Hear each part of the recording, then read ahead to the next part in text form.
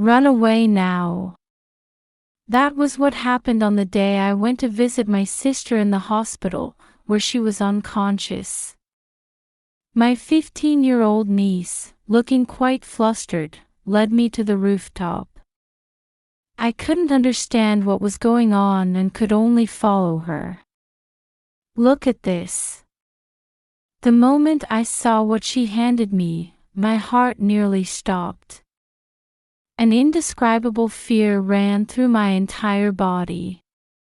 Before I knew it, I had unconsciously jumped from that spot. My name is Amanda, and I'm 46 years old. I've never been particularly interested in marriage or starting a family, so I've lived my life focused solely on my career.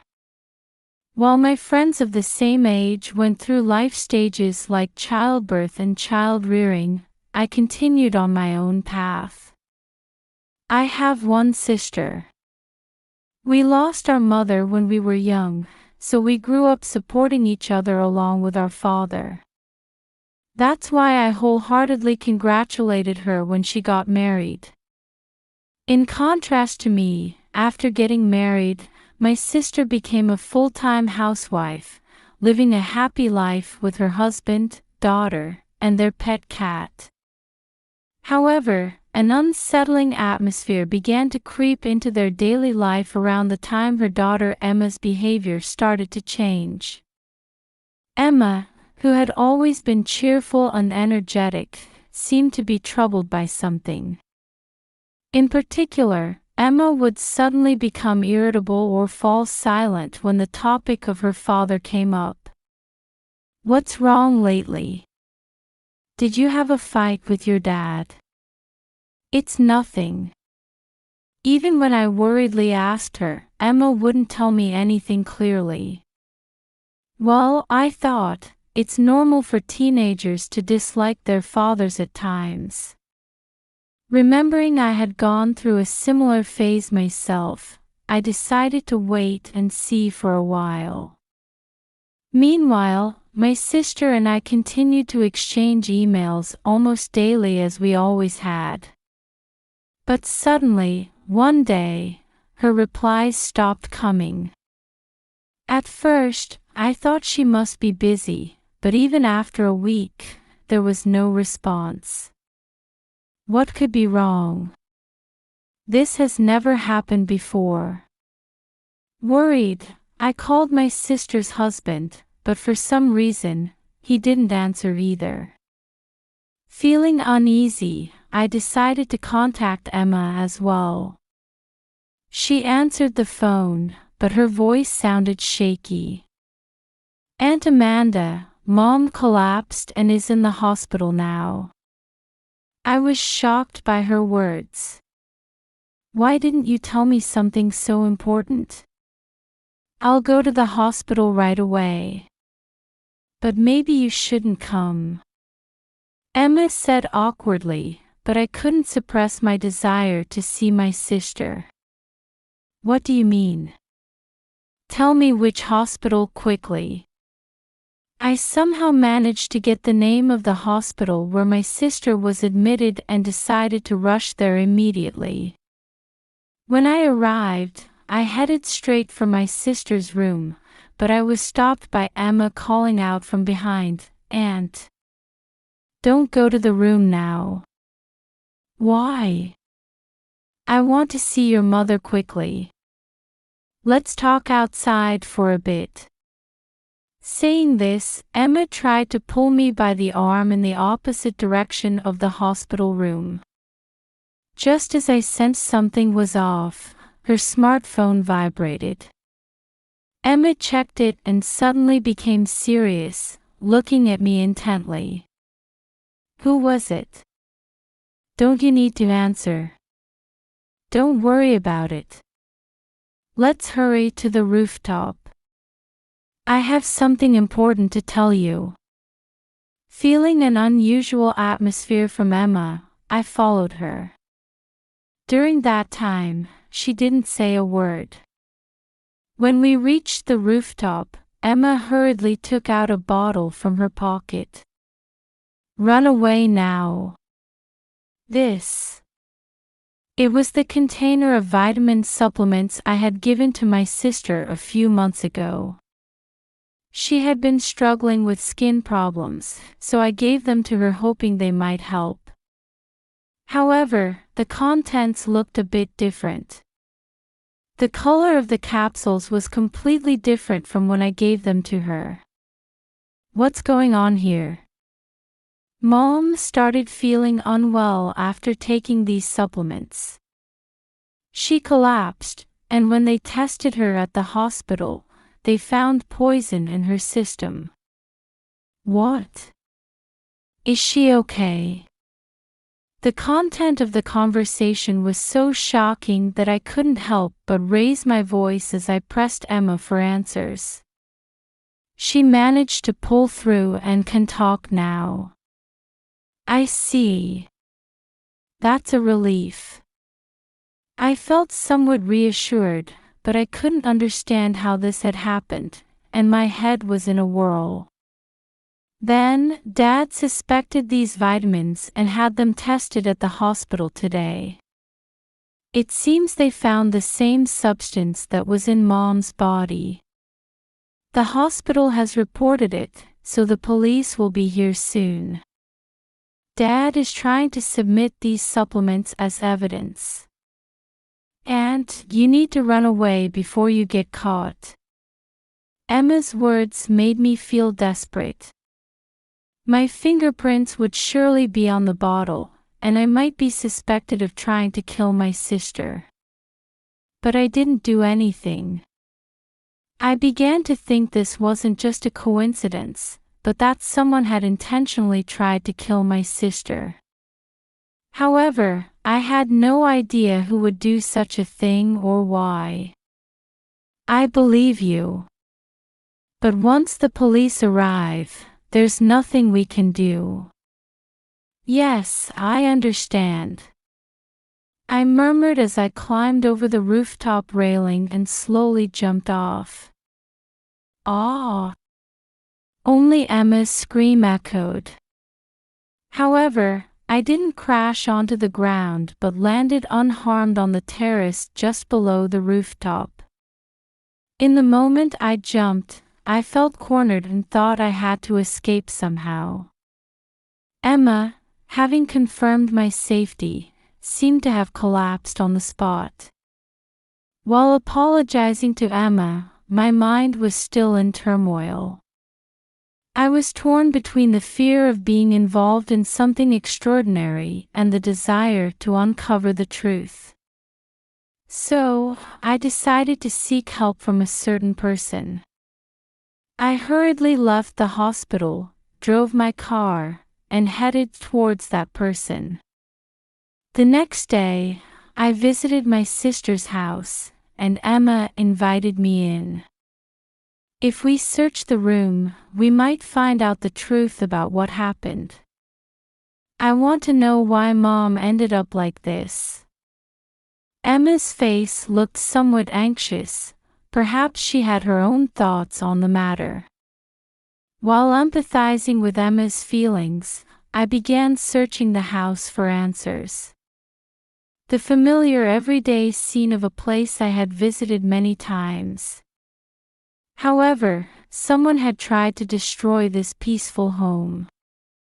I searched everywhere: the kitchen, living room, inside dressers, and various other places. And finally, I found decisive evidence that could prove my innocence. This is. Just then, we heard the sound of a key unlocking the front door. Emma, are you home? It was Stanley, my sister's husband, coming into the room while checking if Emma was back. Amanda, why are you here with Emma? He seemed a bit surprised to find me in the house, but his expression quickly turned stern.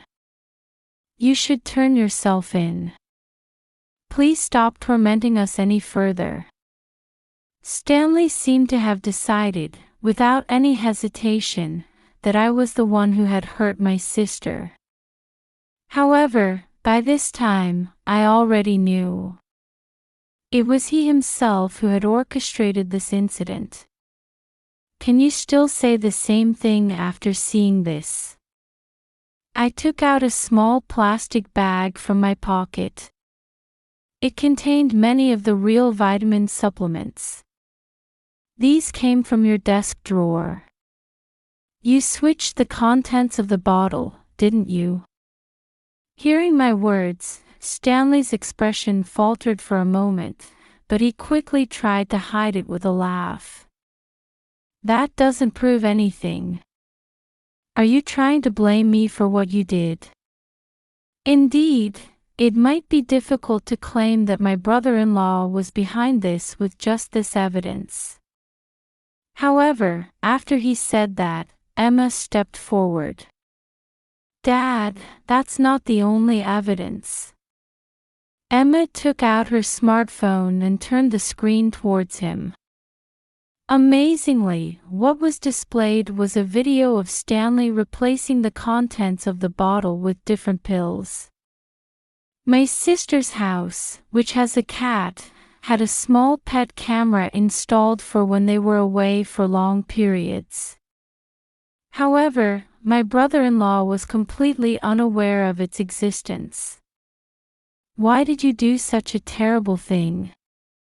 That doesn't prove what was in there.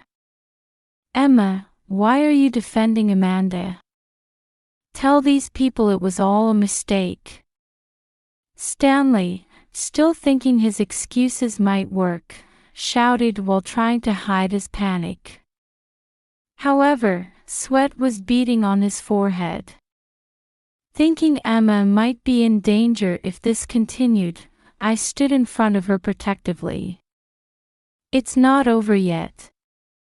We also have records of you ordering poison from overseas. Ha! Did you rummage through the house? Yes, with Emma. It's not illegal since we didn't break in. As I said this, I presented him with a piece of paper. It was a printout of a purchase history email found on Stanley's computer. He had imported a poison that wasn't available domestically. I overheard you talking on the phone with someone. You said that if this plan succeeded, the inheritance would soon be yours, right? After that, Mom's health started to deteriorate, so I thought something was wrong. Emma was looking at her stepfather with a slightly tearful voice. I was worried and couldn't tell anyone. But if things were going to turn out like this, I should have consulted with Aunt Amanda earlier. Large tears fell from Emma's eyes. I noticed you were troubled about something, but I'm also responsible for not listening to you properly. I felt full of remorse towards Emma and gently embraced her. During this time, Stanley kept pacing around the room, seemingly trying to think of his next excuse. However, perhaps unable to come up with the next words as he was cornered, he sighed. That's right. It was all my plan. His words cut through the air like a sharp blade. If your father dies, a huge inheritance will be left behind. But I don't have the right to inherit it, so I thought I'd kill my wife. Stanley's hands were shaking slightly, but there was no light in his eyes. He seemed to have lost all emotion. But even if you killed my sister, you wouldn't have the right to inherit our father's estate. I quietly informed him, trying not to provoke him too much. That's why I thought I'd frame you. Do you know? If you kill your sister for the inheritance, you lose the right to inherit it. What, just for that? My brother-in-law's plan was far more cruel than we had imagined. My heart was filled with anger and sadness. Then, all of your father's inheritance would go to Emma, right? Emma is still in middle school, so essentially everything would become mine. But Grandpa is still alive. I was planning to make it look like an accident soon.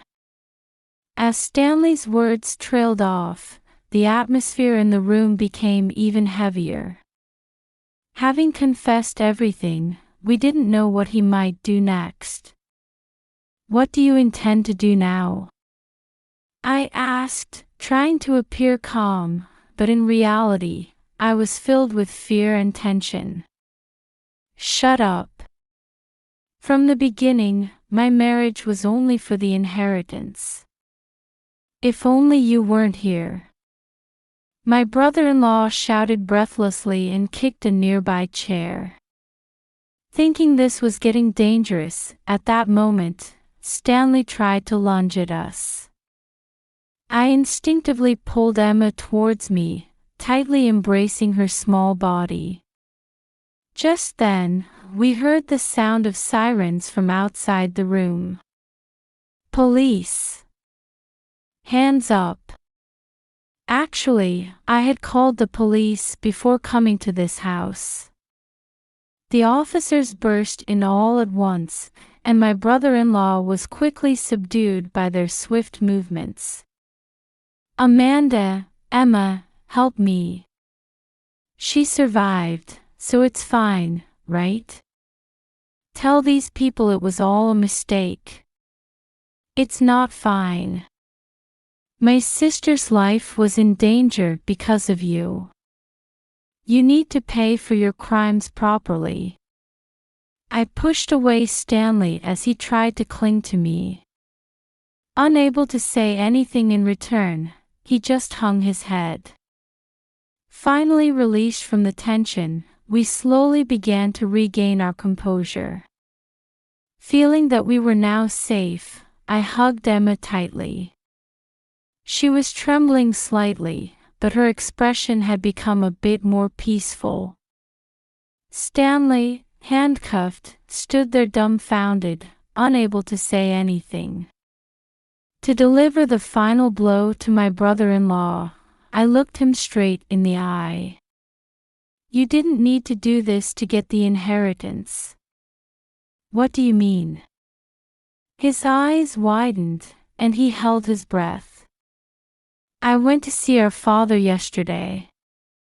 He said he liked you and had intended to distribute part of the inheritance to you from the start. But now that's all off the table. The certain person I had gone to meet was our father.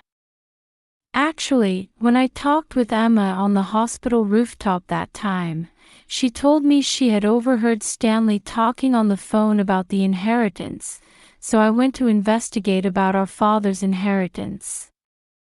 No way. I'll never forget Stanley's face at that moment. Confusion and despair seemed to wash over him all at once. He appeared too shocked to say anything. After that, naturally, my brother-in-law was arrested, and the incident was reported nationwide. He will face social sanctions, and his life after release will be difficult. On the other hand, my sister was discharged from the hospital safely. Because the amount of poison she had ingested was small, she was able to regain her health. Of course, she divorced Stanley and decided to claim $50,000 in compensation and child support. Ironically, he who had aimed for a huge inheritance will now be chased by these payments for a long time to come. As for me, I started visiting my sister and Emma regularly to support their lives. Just as we did when we were children, we sisters will continue to live supporting each other.